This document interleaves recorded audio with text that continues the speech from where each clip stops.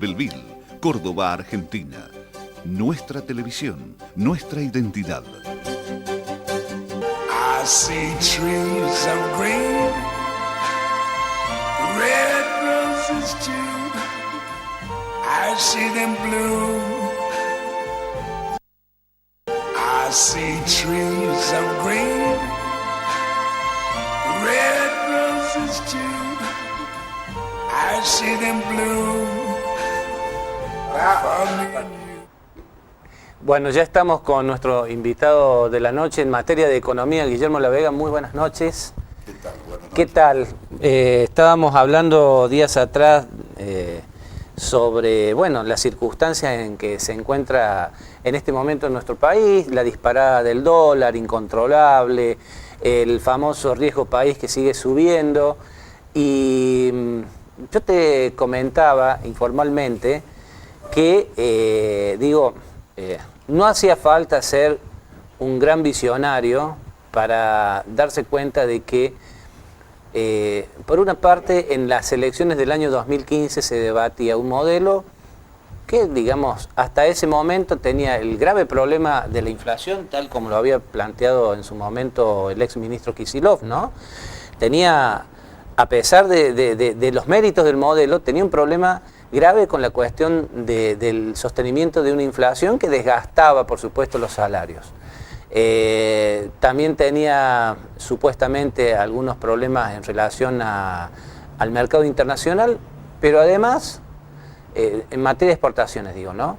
Pero más allá de eso, tenía la posibilidad hasta ese momento de que había un consumo en la Argentina. Un mercado interno. Un mercado interno activo. Total. Hoy en día vemos locales que se cierran, vemos negocios que piden procedimiento de crisis, echan empleados en algunos casos, en otros les reducen la cantidad de horas. Y lo que te hacía una consulta telefónica en ese momento informal, el momento de invitarte a este programa de hoy, era... ¿nadie se podía dar cuenta acaso en el año 2015 de que aquel modelo no era lo mejor, pero tenía un mercado interno activo y que eso genera trabajo, etcétera, etcétera? Frente a lo cual lo que se prometía era una gran apertura. O sea, a veces dicen que Macri mintió, o el presidente en ese momento, candidato a presidente, mintió y por eso ganó. Pero yo sinceramente en muchísimas ocasiones escuché al presidente que él daba las líneas directrices y decía hay que hacer una apertura, hay que liberar las exportaciones de las presiones impositivas, hay que, liberar al dólar también, que en ese momento tenía hacer un dólar flotante. Entonces digo, hoy en día todos nos rasgamos la vestidura que la economía no anda bien, pero digo, nadie se dio cuenta que era justamente lo que en ese momento el presidente, candidato a presidente Mauricio Macri estaba ofreciendo, era lo que está viviéndose ahora. Lo que pasa es que del 2015 al 2017 fue una etapa donde no hubo un efecto del tarifazo, pero no fue tan pronunciado y todavía de alguna manera había una expectativa a que vinieran recursos genuinos e inversiones que nunca vinieron. Entonces, de alguna manera, en ese proceso del 2015 al 2017, siempre, digamos, el presidente electo nuevo hace de alguna manera sostén sobre su nueva plataforma lo malo del anterior.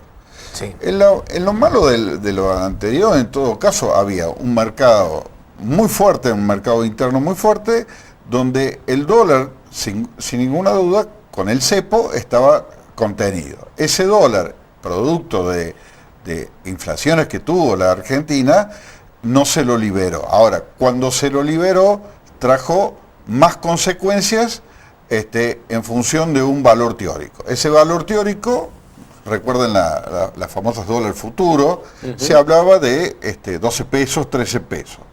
Terminó en 18 pesos. Ya ahí quedó la inflación por debajo y el dólar sobrevaluado. Entonces, seguimos generando inflación, pero ya sin mercado interno. Pero no generamos los fondos genuinos, por el contrario. Desde el 2015 a la fecha se fueron 53.000 millones de dólares. O sea, se van electrónicamente. Ustedes no lo van a ver que se va con un bolso o con el carrito de caudales o que lo cargan en... ¿Y se van a dónde? Porque estas son las cosas que hay que los explicar. paraísos Hay que fiscales. explicarle a la audiencia. Los paraísos ¿A dónde fiscales. Se van a los Bien. paraísos fiscales. Aquel que dijo que una empresa offshore no se hace para evadir impuestos, bueno, que me disculpe que comience a leer un poquito más, porque vea que la mayoría de las empresas que se radican en los paraísos fiscales, entre ellas Estados Unidos, que es la número 1 de paraísos fiscales, yo no sé si usted tiene conocimiento, en el norte existe un estado que se llama Delaware, que en un solo domicilio existen 285.000 empresas. Entre ellas están las empresas de Bill Clinton y del señor Donald Trump. O sea, estas cosas no salen en los diarios principales, no se comentan en los diarios principales, pero todos esos fondos se van a esos, Lo que pasa es que, paraísos Guillermo, fiscales. es un mecanismo tan complicado para, digamos, las personas que en una de esas no conozcamos de economía, que parece realmente chino básico. No es fácil entender cómo puede ser de que de pronto un dinero constante y sonante, que uno lo tiene en la mano, pudiera alguna vez pasar a una banca electrónica y de esa manera no existir más, y que sí, es decir, no existir más acá en Argentina, pero sí que existe en otra parte del mundo. No, Es difícil entenderlo. Lo que pasa es que hay que entender, por supuesto que es más morboso ver a alguien robando con un bolso, ¿no es cierto? Va robando, entonces...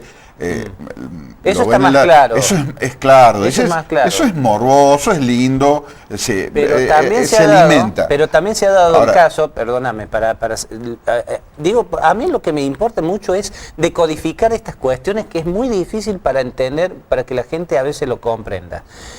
También está dado el hecho de que, por ejemplo, algunos funcionarios nacionales reconocieron que tienen fondos en el exterior, y en algunos casos te reconocieron de que están en algún paraíso fiscal, y de hecho algunos de ellos plantearon con bombos y platillos, por ejemplo, que blanquearon 300 millones de dólares, por ejemplo, el hermano del presidente Mauricio Macri, él está dentro de este programa de blanqueamiento de dinero que está en el exterior. Fiscal. Entonces, digamos, se los aplaude. Ahora, lo que hay que hacer entender a las personas por ahí es que ese dinero que no está más en nuestro país y que ha ido a paraísos fiscales, es justamente por eso. ¿Por qué se les llama paraísos fiscales? Porque es un lugar en donde no pagan impuestos. Porque estando acá, sí o sí, deberían estar pagando un impuesto porque, es decir, es obvio. No es lo mismo un asalariado que está cobrando 20.000 pesos por mes a una persona que gana 800 millones de dólares por semana. Entonces esos 800 millones de dólares, qué sé yo, y tira un poquito para el lugar en donde estás generando la producción que te da tanta riqueza. Pero, digamos, Lo que no pasa es fácil. Francisco, hay que entender que el dinero electrónico es 10 veces superior o más veces superior, yo estoy siendo, me parece que muy prudente y conservador, del dinero físico. Y el dinero físico va a dejar de existir. Entonces, todo eso es una burbuja de dinero. Nosotros estamos generando, el mundo está generando intereses sobre intereses sobre intereses sobre fondos que no son genuinos. O sea, esto es genuino, esto tiene un valor genuino. Claro. Eso no son todo burbujas, percepciones que producen los mercados. Pero son percepciones firmadas en algunos casos porque son contratos, son promesas de pago, por ejemplo. Por supuesto, si usted, el Fondo Monetario Internacional, nos da 100.000 millones de pesos, no es que nos trae los 100.000 millones físicamente, ¿no? Nos da 100.000 millones para que nos autoriza a utilizar electrónicamente esos 100.000 millones para pagarle al señor Francisco, a Juan Pérez, pero solamente para eso. No para otra cosa. El destino tiene que estar fundamentado. Ese destino no está fundamentado para generar más inversiones, no está fundamentado para generar más infraestructura. Por ejemplo, para fabricar más vasos. No, Es está para cancelar deudas. Deudas que fueron tomadas, que fueron generadas por la inflación, por la devaluación de nuestro peso, que lo peor de esta situación es que estamos frente a un estancamiento de nuestra economía y con inflación. En tanto, en la situación anterior teníamos un mercado interno fuerte, con muchos cuestionamientos, por supuesto también, pero teníamos un mercado local fuerte y con inflación. Y de alguna manera, en los convenios colectivos, se recuperaba el poder adquisitivo de la gente. Entonces la gente seguía consumiendo y las fábricas y el mercado interno seguían funcionando. ¿Cuál es el gran cuestionamiento de que no había inversiones de las grandes empresas? Las grandes empresas nunca invirtieron capital a riesgo. ¿Qué significa capital a riesgo? O sea, yo primero voy a invertir, después voy a ver si tengo rentabilidad, como en cualquier lugar del mundo. Usted va a Estados Unidos, va, invierte y evidentemente va a saber si le va bien o mal de acuerdo a la administración que usted tenga en su negocio. No. Acá primero a las grandes empresas se le garantiza una rentabilidad y que con ese dinero garantizado después van a invertir. Vamos al caso nomás del peaje que se ha levantado de Carcarañá, desde Carcarañá a Rosario. No sé si usted lo ha transitado. La gran discusión que hay sobre la autopista entre está completamente Belville y Rosario. Exactamente, pero desde Carcarañá hasta Rosario está completamente destruida. Es intransitable en este momento. Bueno, no han hecho ninguna inversión. Y el peaje se ha cobrado. La gente no quiere pagar el peaje ahí. Y ya no debes pagar el peaje. Ya un juez ordenó el levantamiento del cobro del peaje. Pero el punto es que esas empresas nunca asumieron riesgo, nunca cumplieron con los contratos. ¿Quién los tiene que sancionar? El Estado. Y el Estado no aparece. Y el Estado no aparece. El Estado es...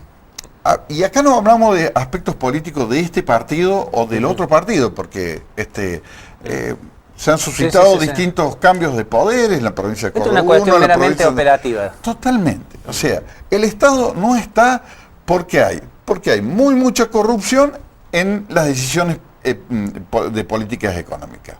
Hay corrupción en las decisiones de política económica. Entonces, cuando hay corrupción en las decisiones de política económica, el que está abajo trata de simplemente sobrevivir. Y como la presión fiscal en este momento es más grande a la clase media que a la clase alta, entonces evidentemente el sector medio es que el que busca distintas herramientas de distintas maneras que no son las más tradicionales para poder defender. Imagínese usted ir a tomar al banco hoy a una tasa del 60-70% dinero. Es imposible. No es posible poder llevar ninguna empresa. En el mundo se financia. En China usted se financia al 3%. En los Estados Unidos al 5%. En Europa se financia al 6%. Acá nos estamos financiando al 70%. Es ridículo. Entonces hicimos un juego entre los títulos públicos, las famosas LEVAD, LELICA, ahora, son burbujas para explotar. Inclusive yo a usted le mandé hoy un artículo de la revista Forbes donde estamos frente a un colapso y frente a una situación donde todos los síntomas, hoy se dieron otros síntomas, eso se lo envié mucho antes que hoy el dólar terminara a 51,72, bueno. 41,72. 41,72. Se que me no fue. Que no sea una profesión. Sí, una profesión. Sí, yo creo que. Una profecía. Sí, yo creo que una profecía que en definitiva. Yo creo que pero la tendencia es el dólar va a llegar a fin de año a 50 pesos fácilmente. Lamentablemente, cuando uno ve que empieza esta carrera del dólar a recotizarse, porque hay un atraso producto de la inflación. Inevitablemente, a su vez, como una especie de círculo vicioso, se genera remarcaciones, se genera más inflación y sigue estancamiento, pérdida del poder adquisitivo, crisis sociales, etcétera, etcétera. Al respecto, quisiera, justamente para ilustrar, unas declaraciones pasar del presidente del Centro de comercio, o sea, el centro de empresarios de la ciudad de Belleville. Como ya esto viene, digamos, de varios años, ya hace más de 4 o 5 años, que todos los gastos fijos de un comercio vienen aumentando entre un 30 y un 35%, y la venta en pesos anual viene aumentando entre un 11 y un 15%, o sea que ahí tenemos un desfasaje entre un 15 y un 20% por año que se va quitando la rentabilidad, y esto ya hace 4 o 5 años, y este último año que ha bajado el consumo directamente, el aumento fue casi cero, igual al año anterior, o sea que hoy hay comercios que están trabajando a rentabilidad cero y en algunos casos a pérdida, o sea que la situación es complicada. Después tenemos el tema de los alquileres también, que más o menos hicimos un estudio, y para que un alquiler sea rentable para el comercio tiene que ser aproximadamente un 10% de su facturación mensual. O sea que si un comercio factura 200.000 pesos por mes, tiene que pagar alrededor de 20.000 pesos, que sería un 10%. Y hoy están casi entre el 25 y el 30% lo que se lleva el alquiler de la facturación mensual, o sea que es inviable. Bien, esta es la descripción que hace Maximiliano Dauri, actual presidente del Centro de Empresarios Regional Belleville, en lo que parece ser un reconocimiento, no sé si decir tardío, pero digo, la situación por la cual está atravesando en este momento el comercio y el empresariado en general, si no hablemos de las pelotas de fútbol si se quiere, realmente es grave desde hace muchísimos meses. Y ahora se está notando una retracción aún mayor, quizás como producto también de la situación de ingreso salarial cada vez menor, e inclusive de cada vez menos fuentes de trabajo. Yo he visto hace muy poco gente muy joven que sin experiencia, pero que forman parte ya del mercado productivo potencial que tiene nuestra ciudad, que van y ofrecen cortar el pasto aunque sea por 50 pesos o por 100 pesos. Es decir, estamos en una situación muy al borde de lo extremo, y uno no quisiera ser, digamos, apocalíptico, pero es importante que empecemos a entender cómo poder buscar una salida a esto, ¿no? Cotidianamente recibo por correo electrónico currículum vitae de mucha gente, pero donde no es simplemente adjuntar el currículum, sino, por favor, téngame en cuenta. O sea, es ya un carácter de súplica, la necesidad de trabajo. Es muy triste lo que está pasando en ese aspecto en materia laboral. Lamentablemente se están perdiendo fuentes de trabajos, y yo te puedo garantizar que en este momento hay mucha gente que está capacitada, que está altamente capacitada. Sí, porque además hay que tener en cuenta que todos los años se va sumando, digamos, nuevas generaciones de profesionales, de personas con capacitación laboral, gente que egresa de universidades o gente que egresa de centros de formación profesional técnica, y que de pronto, ¿a dónde van a trabajar? Hoy en día me da la impresión de que el único lugar donde por ahí piden o hay mano de obra potencial que podría llegar a contratar a alguien es en la empresa el molino yerbatero Bonafé, porque tienen exportaciones a Chile, etcétera, etcétera. Pero después no se ve demasiadas perspectivas laborales. Sí, la verdad que no voy a hacer un juzgamiento de cada una de las empresas. De cada uno de los rubros. Evidentemente, aquella que tiene un posicionamiento de su producto como en carácter de exportador, va a tener una mayor posibilidad de generar fuentes de trabajo. Pero en general, la mayoría de que tienen esa capacidad de exportación han mantenido, digamos, la planta permanente normal. Pero, por ejemplo, estamos hablando, Renault hoy suspendió por un mes. 1.500 operarios. 1.500 en su planta de Córdoba. En la planta de Córdoba suspendió. Histórica planta de Córdoba. Histórica. Fiat va a suspender completamente toda la planta. Las mismas medidas se van a tomar en otras fábricas en Buenos Aires. O sea, esto va a desmejorar y y cotidianamente, diariamente, estos síntomas se van a ver reflejados en los mercados financieros, en especulaciones políticas, donde la gente, yo creo que está muy molesta digamos, ve al político que no está a la altura de las circunstancias, y no importa de qué partido fuere. Sí, hay como mucho verso, ¿no? Hay mucha mezquindad, mucha especulación barata, que en definitiva no colabora a un mejor funcionamiento. Cuando el sector político realmente dé el ejemplo en muchos aspectos en materia económica, evidentemente por lo menos se van a calmar todos estos síntomas de colapso o de explosiones que puede haber en el sistema financiero. Guillermo, para luego de la última pausa, y va a ser una respuesta muy breve porque me están echando, te voy a dejar esta intriga.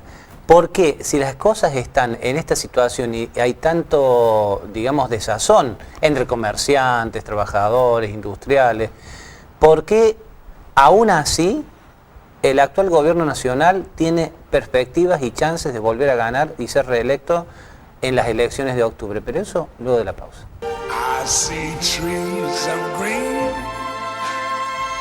red roses too. I see them blue.